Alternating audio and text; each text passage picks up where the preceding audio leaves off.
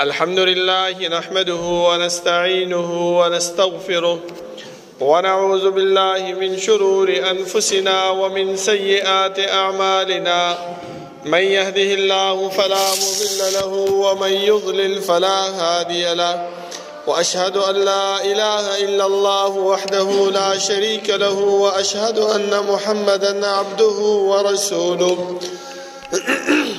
يا أيها الذين آمنوا اتقوا الله حق تقاته ولا تموتن إلا وأنتم مسلمون. يا أيها الناس اتقوا ربكم الذي خلقكم من نفس واحدة وخلق منها زوجها وبث منهما رجالا كثيرا ونساء، واتقوا الله الذي تساءلون به والأرحام إن الله كان عليكم رقيبا. يا أيها الذين آمنوا اتقوا الله وقولوا قولا سديدا يصلح لكم أعمالكم ويغفر لكم ذنوبكم، ومن يطع الله ورسوله فقد فاز فوزا عظيما. أما بعد، فإن خير الحديث كتاب الله، وخير الهدي هدي محمد صلى الله عليه وسلم، وشر الأمور محدثاتها، وكل محدثة بدعة، وكل بدعة ضلالة، وكل ضلالة في النار.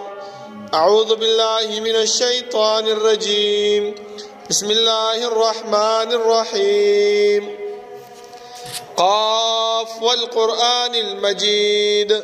بل عجبوا أن جاءهم منذر منهم فقال الكافرون هذا شيء عجيب. أإذا متنا وكنا ترابا ذلك رجع بعيد. قد علمنا ما تنقص الأرض منهم وعندنا كتاب حفيظ. بل كذبوا بالحق لما جاءهم فهم في أمر مريج. أفلم ينظروا إلى السماء فوقهم كيف بنيناها وزيناها وما لها من فروج. والأرض مددناها وألقينا فيها رواسي وأنبتنا فيها من كل زوج بهيج،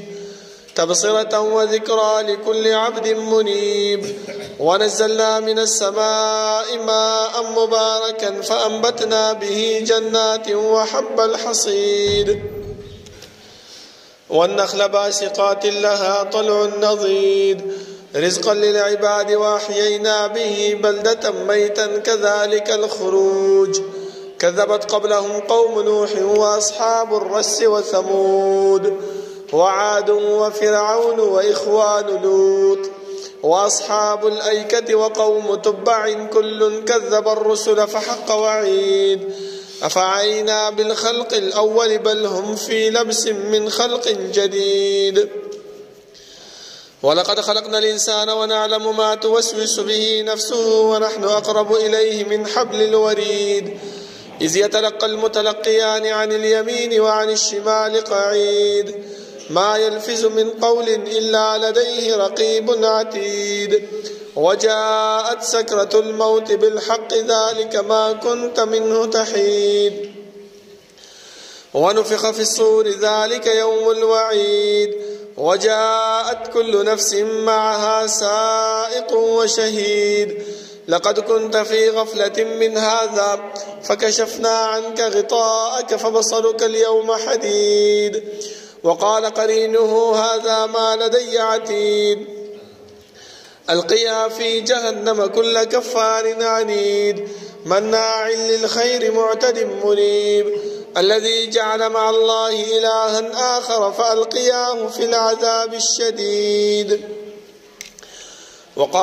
قال قرينه ربنا ما أطغيته ولكن كان في ضلال بعيد. قال لا تختصموا لدي وقد قدمت إليكم بالوعيد. ما يبدل القول لدي وما أنا بظلام للعبيد.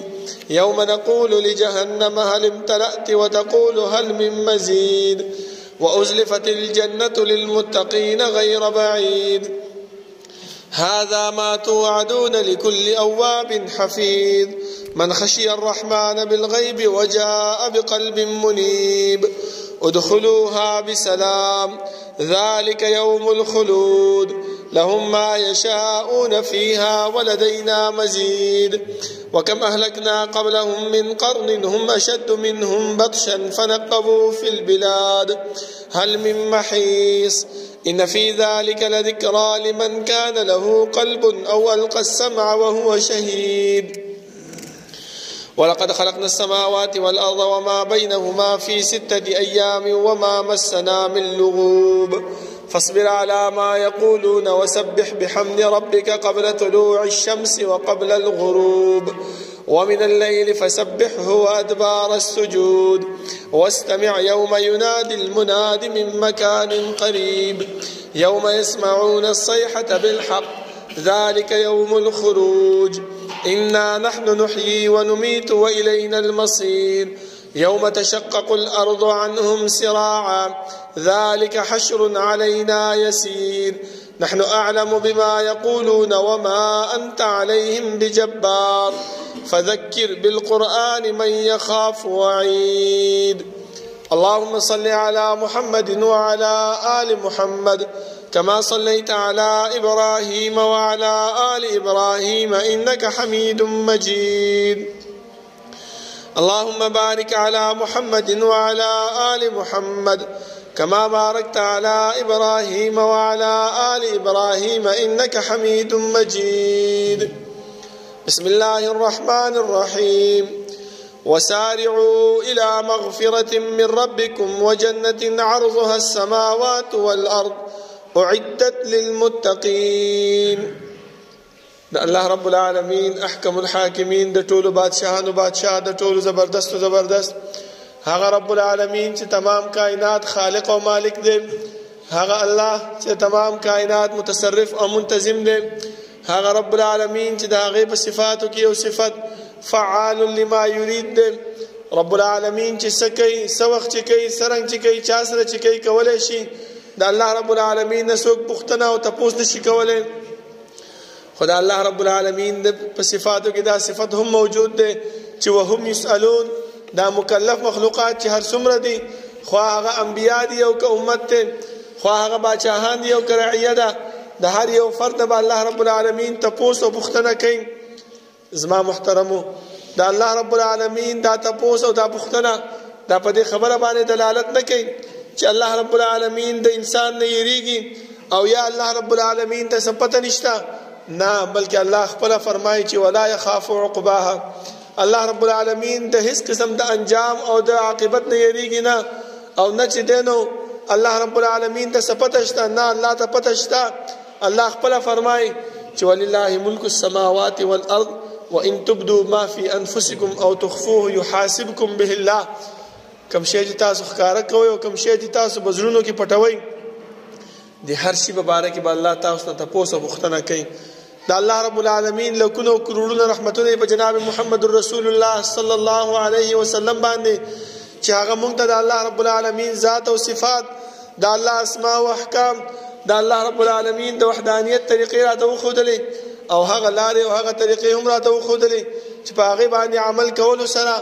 مونږ د رب العالمین رضا او جنت حاصلولی شو او هغه لارې او هغه طریقې هم راته وښودلې چې د هغې نه په اجتناب سره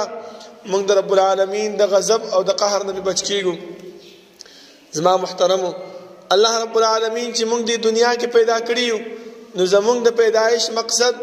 هغه د الله رب العالمین بندگی او د الله عبادتو دا بندگی او دا عبادت به انسان په دنیا کې څنګه کوي څومره به کوي د چا په طریقه باندې به کوي الله رب العالمین د آدم علیه السلام نه نیولې تر جناب محمد رسول الله صلی الله علیه وسلم پورې دا انبیاء کرام راولېږل چې انبیاء د خپل امت ته او د زما بندگانو ته دا خبره وښایي چې الله رب العالمین تاسو د دنیا ته بیکار او مهمل نه را لېږلي بلکې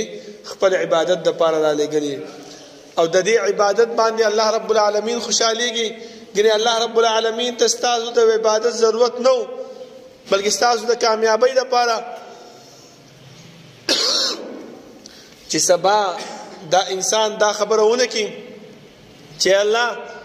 تاسو ولې جهنم ته بوتلم، اے الله تا ولې جنت ته روانه وستم، دا خبر او دا شکایت الله رب العالمین نه ونه کی. الله رب العالمین به ورته وایي چې ته ما دنیا ته لېږلی وې، تا ته ما انبیا در لېږلي، تا ته ما قرآن کریم در لېږلی، تا ته ما قسمه قسم وخت په وخت باندې د نیکو دپاره د نیکو اعمالو دپاره وسیله او ذرایع برابرول، تا ولې چې کوم دی په هغې باندې عمل نه کولو، ولې کوم دی نو د الله رب العالمین رضا او خوشنودي نه حاصلوله. د دې د وجې نه ته جنت کې نه بلکې کوم ځای کې جهنم کې. د هغه مواقعو نه زما محترمو یو موقع هغه دا هم ده چې شل ورځې بعد هغه میاشت را روانه ده چې هغه میاشت د عظمتونو د برکتونو د نیکو د حاصلولو د خوشحالیانو میاشت ده. یو عمل په هغې کې لس چنده باندې الله رب العالمین ورکوي او تر دې پورې رسول الله صلی الله علیه وسلم فرمایي چې الله رب العالمین خپله فرمایي چې دا روجه انسان زما دپاره نیسي او زه خپله به د دې انسان له د دې بدله ورکوم. تاسو وګورئ دا د ګرمۍ میاشت تېره شوله، سخته ګرمۍ کې هم موږ روجې ونیولې او د جمعې په روجه کې میاشتو کې هم موږ روجه نیسو. موږ باندې څه باعث نه دی،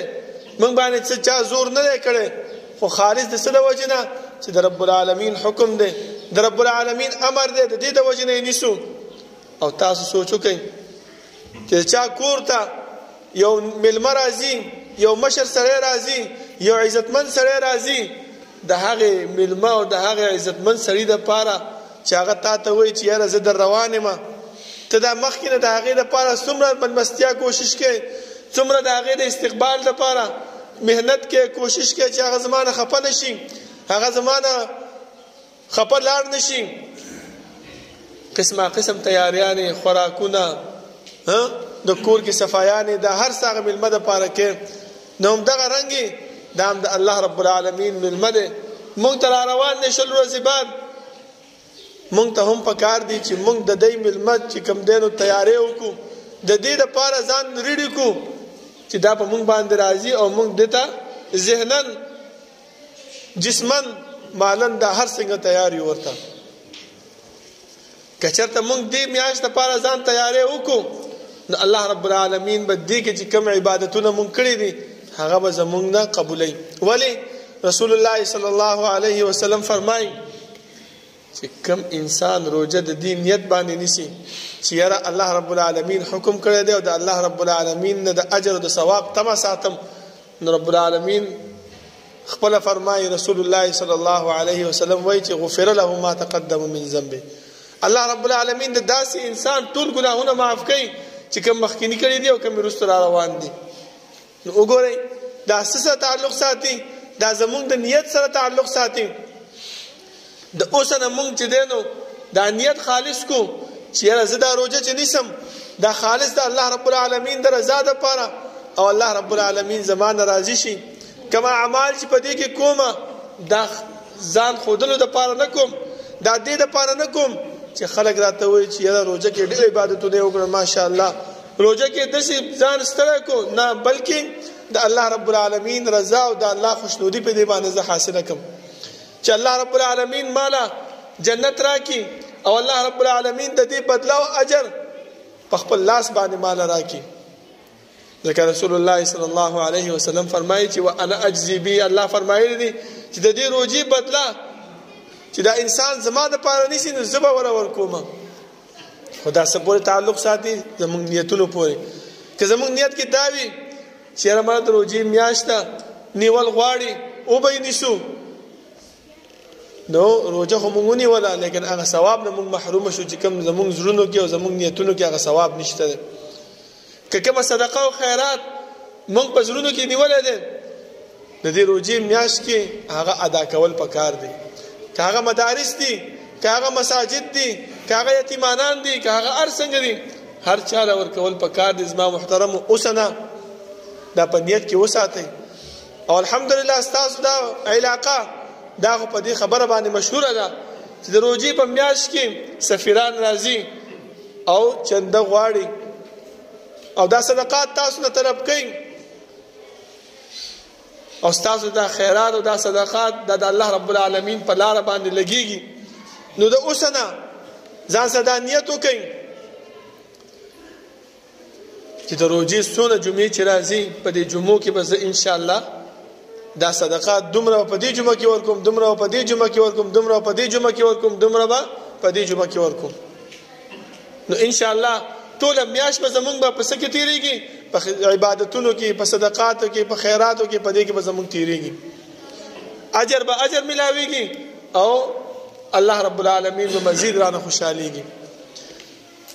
اوس د دې استقبال څنګه به وکړو لکه څنګه چې ما مخکې تاسو ته ویل چې کمل مرضی دا هغه استقبال کول پکاري نو دا روزه دا هم د الله رب العالمین د طرف نه یوم المدې موږ د پاره زکه تاسو وګورئ چې د کومې محکمې نه کوم مشر د طرف نه یو استاد یو قاصد چې راځي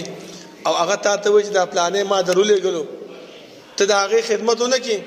ته دا هغه عزتونه کې ته دا هغه استقبالونه کې دا کوم مشر چې تعالی داله غلې ده هغه ته نه خپکیږي کنه خپکیږي لازما خپکیږي چې یاره ته دومره بیکاره سړی چې تعالی ما کس درولې غلو او تا هغه خدمتونه کو تا دا هغه خیالونه ساتلو تا دا هغه استقبالونه کو ته ډېر بیکاره سړی ته ډېر دسي سړی او هغه سړی دا خبرې مونږ ته کوي او کنه کوي او چې د الله رب العالمین د طرف نه یوم المرضی او مونږ د هغه استقبالونه کو د هغه باندې خیالونه ساتو د هغه په ځای باندې اجر او ثواب طلب نکو د هغه عظمتونه او د هغه برکات په خپل ځان ته وانخلو استاد څه خیال لري چې الله رب العالمین به زمونږ ناراضي کیږي که زمونږ نه ناراضه کیږي لازما به موږ نه ناراضه کیږي د پکار دار چې د اوسنه نیت وکړو د اوسنه ځان برابر کو ورته چې زبد دی روزي میاش کې داسې عبادتونه داسې بندګي د الله رب العالمین او داسې کارونه به کوم چې په هغه کارونو کې زما محترمو یو کار هغه دار چې پروز کال رمضان کې انسان دې ګناهګار دې تقصیر تر کېږي کله په سفر باندې وي کله بیمار وي کله نور څه وي هغه روزي تر پاتې شي وي هغه روزي به عائشه صدیقه رضی الله عنها فرمای چې مونږ به هغه قضایي روزي د رمضان نه مخکې به نیولې تر دې پورې چې د شعبان کې به نیولې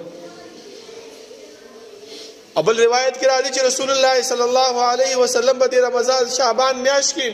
چې روزي به نیولې نو مونږ به ویل چې دغه کله افطار نه وکړي خو چې کله به افطار باندې شروع شو نو موږ به دا سوچ کوو چې دغه کله روزه نه ده نیولې بل روایت کې راځي چې رسول الله صلی الله علیه وسلم د رمضان نه علاوه چې ډېر روزه په کوم میاشت کې نیولې ده هغه د رمضان ده هغه د شعبان میاشت ما محترمو دا نه چې موږ خامخا ځان پکې خاص کو چې یاره زه به روزه نیسم چې ځان د رمضان لپاره عادت کما چې ځان داسې نه بلکې د ثواب په نیت باندې ونیسم چې الله دې مالا اجر په دې کې راکړي د اجر او د ثواب د نیول حاصلولو لپاره او دا کم روز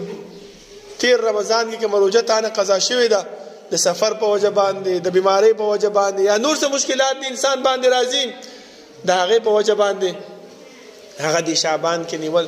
نور میاشتو کې فضیلت ډیر ده خو زیات فضیلت د شعبان کې ازما محترمو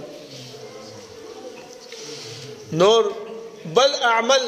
خپل نیتونه خالص کول پکار دي زکه تاسو وګورئ چې د احادیث کم یو کتاب تاسو کولاوي په اوله کې دا حدیث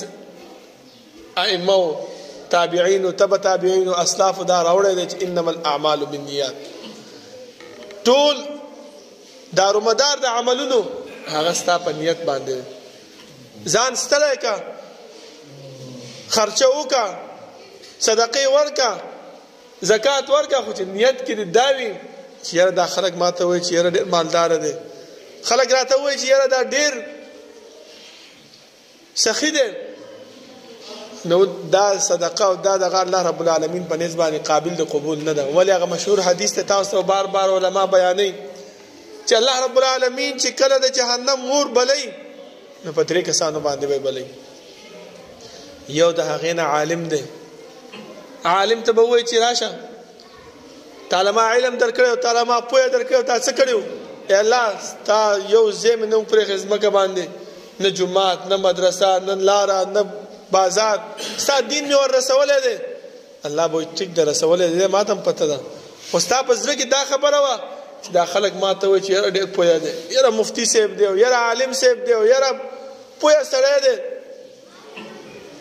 تا ته دا خبره په دنیا کې وویلی شو ما سره اسم نشته دی ملائکو ته بوی پړ مخې جهنم ته راکاږي ګوره علم ورسره دی پوهه ورسره ده الله رب العالمین په زندګۍ کې د الله د رضا کولو ډېر کوشش یې کړی دی خو هلته یې زړه کې نیت څه شی و چې خلک راته ښه نوم یاد کړي خلک راته ووایي چې یاره والله چې مفتي صاحب دی نو یاره ډېر علم یې کړی دی یاره فلاني مدرسې نه فارغه دی یاره فلاني مدرسې نه فارغه دی دا څه پورې دا د نیت پورې دویم څوک دی دویم سخی انسان به الله راولي تعالی ما مال درکړو څه دې پې کړو یا الله داسې غریب ځای نه و داسې یتیمانو کورنۍ نه وه داسې مدرسه نه وه داسې جومات نه و چې ستا مال مې نه و لګولی الله به ټیک ده لګولی دی زه د دې خبرې اقرار کوم خو ستا په نیت کې دا خبره وه چې دا خلک ما ته مالداره ووایي دا ما ته سخي ووایي دا ما ته ووایي چې یاره سم سخي ارسلا خان دی قسمه قسم نمونه راته کېدي دغه خبرې او دغه نمونه تا ته په دنیا کې ویلې شوي دي ما سره اسم نشته ملائکو ته به وایي چې پړ مخې جهنم ته راکاږئ تاسو وګورئ زما محترمو مال هم لګولی دی ځان هم ستړی کړی دی خلک هم خوشحاله کړي دي خو الله رب العالمین نه دی خوشحاله کړی په څه باندې چې نیت کې خالص د الله رضا نه وه نیت کې د خلکو خوشحالول د خلکو نوم اخیستل خلک ما د ښه نوم باندې راوغواړي اواز راته پې وکړي هغه الله رب العالمین به ورته چې دنیا کې تا ته شوی دی ما سره هېڅ هم نشته دریم مجاهد به راوستی شي تعالی ما طاقت درکړی تعالی ما باډي درکړی تعالی ما ځواني درکړی څه دې کړي الله داسې یو د کافرو ټولګی نه و چې هلته نه وم تللی جهاد مې نه و کړی داسې کفار مې وژلي دي دا کارونه مې کړي الله به وایي ټیک ده تا کړي دي دې دپاره دې کړي وو چې خلک تا د غازي ووایي خلک تا ته دا ووایي چې نوم سره پلانی غازي صاحب را روان دی دا درته ووایي چې مجاهده دا درته ووایي چې یاره ډېر تکړه سړی دی دا خبرې درته وکړي نو ما سره هېڅ هم نشته زه پر مخ جهنم ته وغورځوئ په دې درې کسانو باندې به الله رب العالمین د جهنم اور بلی دا ولې دا صرف زموږ د نیتونو باره کې چې زموږ نیت هغه د الله رب العالمین دپاره خالص نه دی او د الله رب العالمین رضا په هغې کې نه وي نو چې نه وي زما محترمو زموږ دا روجې زموږ دا صدقات زموږ دا منځونه دا ټول بیکار او عبث دي موږ په زړه کې دا خبره وي چې یاره جمعې مانځه به لاړ شمه مړه دومره وختي څه کومه چې زما 12 بجو نه به لاړ شم هلته به ناست یم یا 12 نیمې بجې لاړ شم هلته به ناست یم ما دا خبرې خو ما مخکې م اورېدلې دي دا خطبې خو زه مخکې م اورم ډېرو مې واورېدلې خو به چې کله د مونځ ټایم شي بس لاړ به شو مونځ به وکړو راځو به دا صرف د دې د وجې نه چې زمونږ زړونه دا سخت شوي دي تور شوي دي د الله رب العالمین هغه دین او هغه نصیحت هغه نه قبلو لکه زمونږ زړونو کې هغه للهیت نشته دی د الله رب العالمین رضا نشته دی بس دا خبره را ننوتې ده چې مړه خو بس مونځ دی ومې کو که نه بس خبره ختمه شوه په دې باندې موږ د هغه اجر او ثواب نه ملاویږي کوم چې الله رب العالمین موږ دپاره مقرر کړی ټیک ده ستا ذمه هم فارغه شوه ستا هغه کار هم وشو خو هغه اجر او ثواب ملاو نه شو ولې ځکه د دې جمعې په ورځ باندې رسول الله صلی الله علیه وسلم فرمایي چې هغه دروازه باندې الله رب العالمین ملائکو درولي دي د نور خطونه والا تر امام دی منبر خطو پورې دغه ورځ الله رب العالمین په 15 حصو تقسیم کړی ده موږ سره دومره پیسې نشته چې موږ یو زناور راوړو هغه حلال کو د هغې غوښه د الله په نوم باندې تقسیم کو خیرات وکړو د هغې خیرات ثواب الله رب العالمین موږ له په دې جمعې ورځ باندې راکوي چې اول ټیم باندې څومره راشي ځکه الله رب العالمین هغه وخت موږ ته نه دی ښودلی چې د دې وخت نه واله دې وخته پورې اول ټیم دی د دې نه واله دې پورې دویم ټیم دی د دې نه واله درې پورې دریم ټیم دی دا نه بس صرف موږ ته ویل چې نور خطه نه واله تر امام خطیب منبر خطو پورې 15 حصو باندې دا وخت تقسیم شوی دی او ته زر راځي او که ته لیټ راځي ټیک ده که ته نه راځي او امام خطر او اذان وشو خطبه شروع ده ته خطبه په منځ کې راځي او که جمعي مانځه سره راځي ستا منځ وشو ستا جمعه وشوه دا نه چې ونه شوه خو لیکن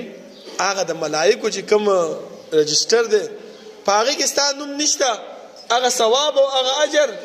چې کوم رب العالمین او رسول الله صلی الله علیه وسلم د انسانانو دپاره مقرر کړی دی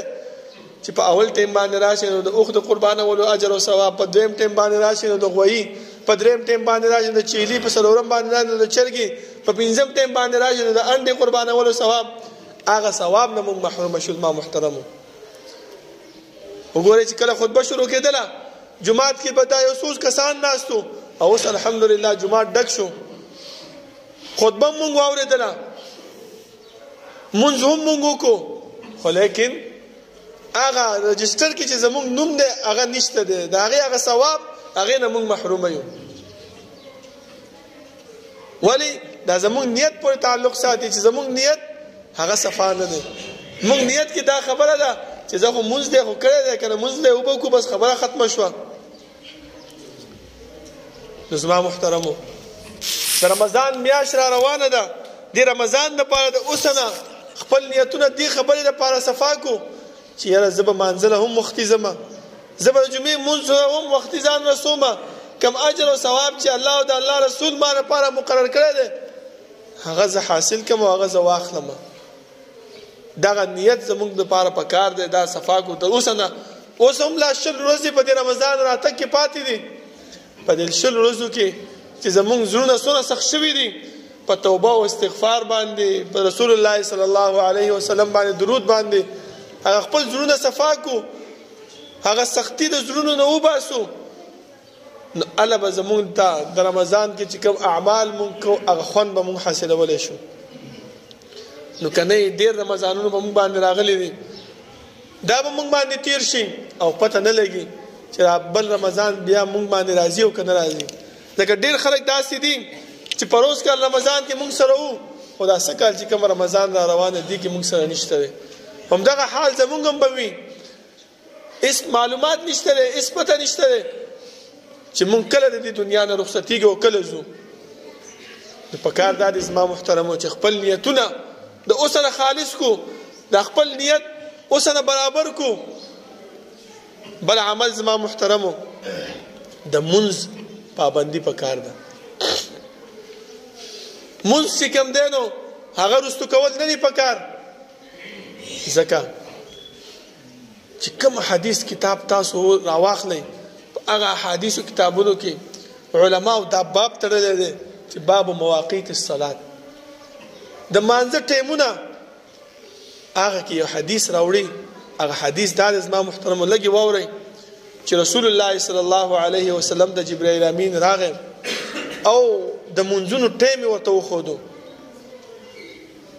چې اول ټیم باندې یو ورځ راغی او په اول ټیمونو باندې چې کوم منځونه کېږي هغه یې ورته وښودل،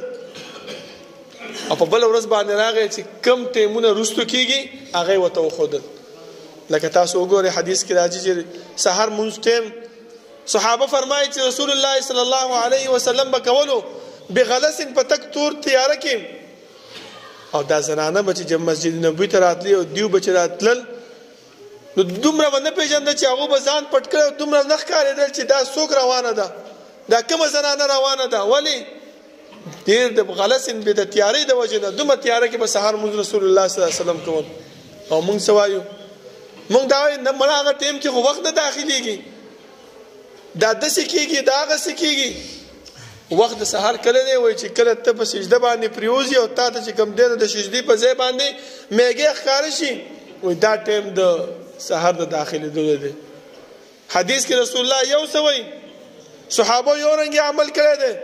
ما او تا د هغې تشریح او د هغې تعویل بل رنګې کوو. نو زما محترمو په داسې باندې زمونږ اعمال ګډوډ دي، دا مونږ ته چې پریشانیانې، دا مونږ ته چې تکلیفونه بیماریانې مصیبتونه راځي، دا هم په دې وجه باندې چې مونږ په احادیثو باندې روان نه یو. همدغه شان دي زما محترمو د غرمې مونځ وګورئ، زوال چې څنګه وشي تر دې پورې چې رسول الله صلی الله علیه وسلم به د ګرمۍ چې سخته شوه مونځ به یې نه کولو و چې دا ګرمي چې کوم ده یخه کې خپل مونځ به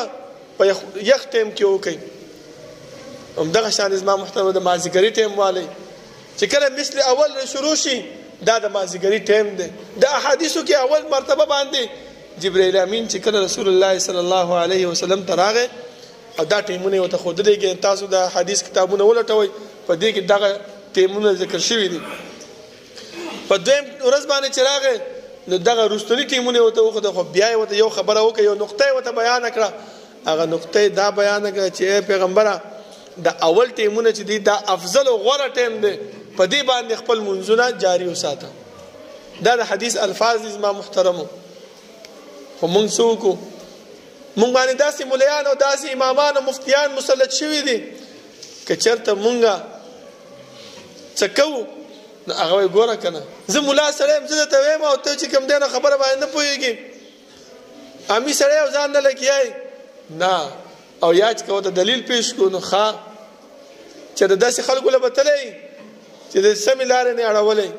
د دین نه اړولی د مور او پلار دې کوم دین باندې د هغې نه اړولی دا هغه د مشرکین او د هغه جاهلانو خبرې اوس هم مونږ ته کېږي چې داسې خلکو له مه ورځئ. پوه شو زما محترم. ځکه ما په مدینه کې سبق ویلی دی د حج موقع وه په مزدلفه کې چې کله مونږ رالو مزدلفې ته هلته یو سړی و خپل مور ته رینګ کوي ټلیفون باندې ورته وایي چې مورې په عرفات کې خو د دوه رکاته قصر وکړو جمع بین صلاتین دی وکړو چې مزدلفې ته راځې هلته دوه رکاته ونه کړي هلته به ګورې پوره مونځ کې د ماخوستن مونځ به ګورې پوره کې. ما ورته ویل ولې هلته دې منله حدیث دلته ولې نه منې وایي نه که نه مونږ ته مولیانو ویلي دي چې هلته به چا سره بحث نه کوئ ګورې ښه بس چې څنګه طریقه درته مونږ ښودلې هغه شانتې به کوئ حدیث دې هر څه وایي پیغمبر دې هر څه وایي خو مونږ ته مولیانو ویلي چې ګورې هلته چا سره بحث ونه کوي هغه علاقه ټول د چا ده وایي د اهل حدیثو د وهابیانو د هلته چا سره ګورې بحث ونه کوي هلکه بحث د سره نه کوو تا د صحیح سنت لاره ښایو. خو زمونږ په ذهنونو کې دې مولیانو داسې خبرې اچولې دي که مونږ ته څوک سمه لاره هم ښیي نو هغه سمه لاره هم مونږ نه منو. زما محترمو ما صحیح ده چې څنګه کې هغه شانتې کوه نو دا څه شی دی دا زمونږ نه نیت صفا دی نه مونږ د مانځه اهتمام کوو نه مونږ چې کوم دی نو هغه اعمال کوو چې کوم د پیغمبر او د الله رب العالمین د طرف نه مونږ ته راغلي دي. د دې د وجې نه زمونږ پریشانیانې هم ډېر دي زمونږ مصیبتونه هم ډېر دي زمونږ تکالیف هم ډېر دي.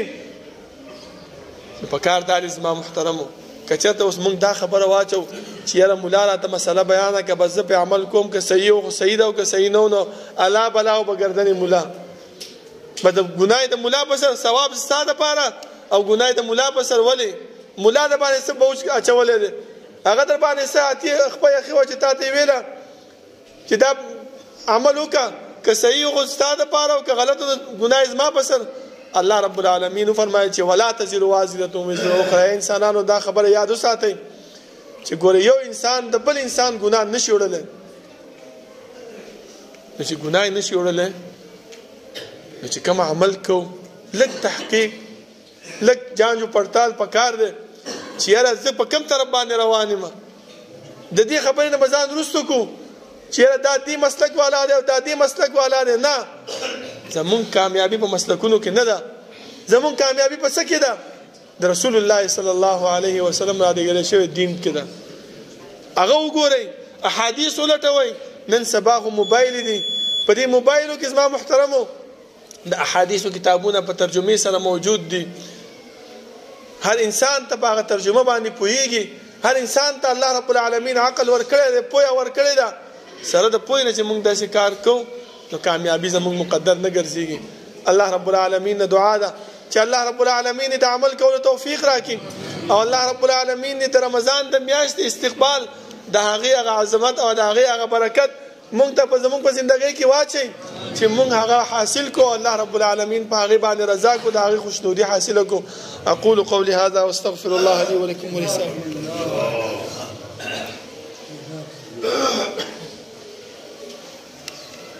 إن الحمد لله نحمده ونستعينه ونستغفره ونعوذ بالله من شرور أنفسنا ومن سيئات أعمالنا من يهده الله فلا مضل له ومن يضلل فلا هادي له وأشهد أن لا إله إلا الله وحده لا شريك له وأشهد أن محمدا عبده ورسوله يا أيها الذين آمنوا اتقوا الله حق تقاته ولا تموتن إلا وأنتم مسلمون يا أيها الناس اتقوا ربكم الذي خلقكم من نفس واحدة وخلق منها زوجها وبث منهما رجالا كثيرا ونساء واتقوا الله الذي تساءلون به والأرحام إن الله كان عليكم رقيبا يا أيها الذين آمنوا اتقوا الله وقولوا قولا سديدا يصلح لكم أعمالكم ويغفر لكم ذنوبكم ومن يطع الله ورسوله فقد فاز فوزا عظيما أما بعد فإن خير الحديث كتاب الله وخير الهدي هدي محمد صلى الله عليه وسلم وشر الأمور محدثاتها وكل محدثة بدعة وكل بدعة ضلالة وكل ضلالة في النار أعوذ بالله من الشيطان الرجيم وسارعوا إلى مغفرة من ربكم وجنة عرضها السماوات والأرض أعدت للمتقين زما محترمو فهذا أعمالك چې د رمضان استقبال په هغه باندې کیږي په هغه کې یو عمل زما محترم د عمره کول دي په رمضان مبارک میاشت کې الله رب العالمین چاله چې وس ور کړی دی طاقت ور کړی دی مال ور کړی دی او د عمره طاقت لري او عمره د تللی شي دا عمره ادا کول دا داسې دی رسول الله صلی الله علیه وسلم فرمایي لکه ما سره چې عمره کړی دومره فضیلت او دومره اجر دی خو د دې عمره کې یو خبره کوم درته دا مسله مې ځکه بیان کړم چې زمونږ دا پاکستانیان خلک دا چې هلته لاړ شو نو مونږ یو عمره چې دې ځای نه کله ځو مونږ ته په جاز کې اعلان وکړي چې په میقات تېرېږو احرام وتړئ نیت وکړئ عمره وکړو بیا هلته چې دی نه د مسجد عایشې له منډه وهو بیا راځو عمره کوو بیا مسجد عایشې له منډه وهو بیا راځو دې مسجد عایشې نه زما محترم عمره هغه نه کېږي ولې رسول الله صلی الله علیه وسلم د عمره د پاره او د حج د پاره 15 میقات مقرر کړی دي چې انسان د میقات ته ورشي او د هغه ځین احرام وتړي او بیا راشي دا مسجد عایشه دا میقات نه دی دا صرف ولې د دې نه د عمره کوي زمون مور بی بی عایشه صدیقه رضی الله عنها چې کله د حج باندې رسول الله صلی الله علیه وسلم تلو پاغي کې چې کله طواف وکړو نه طواف نه وکړي چې ماهواري بیماری پیراله او جړلې رسول الله صلی الله علیه وسلم چې ولی هغه د الله رسوله داسې کار را سره وشو هغه ویل چې ټیک د نور اعمالو کا د بیت الله طواف مکوه انتظار وکړه چې کله پاک شي نو دغه نه بهر لاړ شي حدود حرم نه بهر لاړ شي کوم ځای کې نن سبا مسجد عایشه جوړ دی دلته به لاړ شي چې کله پاک شي ودی لامبل نو خپل د نور سره به تاسو طواف به وکړي او بیا به مدینه ته راځي کچرته دې ځکه عمره د دې نه کېدل زما محترم او نو ولې د عائشه صدیقه رضی الله عنها سره د خپل رور عبدالرحمن ابن ابي بکر دا ور سره هغه ولې نه کوله هغه ته پته وکړه چې یاره یو موقع راشه یو عمره مې کړې دا بل بم ور سره وکم خپل دی خور سره لیکن هغه ونه کړله ولې کیږي نه میقات نه ده او مونږ ته مليان څه وایي چې نه کنه وګوره عائشه رضی الله عنها کړې دا کوا اسی ځان ستړی کو خزه چې هغه موکړله بیا چې راځو مونږ یو رکن پاتې کېږي هغه څه شی دی ویښته کمول مونږ چې عمره وکړو سرګنجې کو چې بیا زو دوباره زمونږ په سر باندې ویښته نه مونږ څه شی کټ کو اسم نه هغه پاتې شي رانه هغه ګناه کې بیل واقع شو د دین هم ځان ساتل پکار دي زما محترمو کم عمل چې کو هغه باندې اول د احادیثنا د رسول الله صلی الله علیه وسلم او د صحابه او اقوال هغه باندې ځان ولټو چې هغه څنګه کار کړی دی دلته کې چیرته عمره کېدل نو د عبدالرحمن ابن ابي بکر رضی الله عنه هم کړی چې راځه خور سره به یو عمره خو به وکم کنه یو نیکی او ثواب به نورم حاصل کوم ولی هغه نه کوله زمونږ لکېږي او دا غول نه کېږي مونږ ډیر عاشق رسول یو مونږ ډیر متبع رسول یو هغه نه خو زما محترمو لک سوچ پکار دی الله رب العالمین دې عمل کولو توفیق راکړي او الله رب العالمین دې هغه کارونه موږ نه والي چې هغه زموږ د جنت د تلو ذریعہ وي او د جهنم نه بچ کېدو ذریعہ وي او د رسول الله صلی الله علیه وسلم په طرز طریقه باندې ربنا لا تؤاخذنا إن نسينا واخطأنا ربنا ولا تحمل علينا إصرا كما حملته على الذين من قبلنا ربنا ولا تحملنا ما لا طاقة لنا به واعف عنا واغفر لنا وارحمنا أنت مولانا فانصرنا على القوم الكافرين. سوف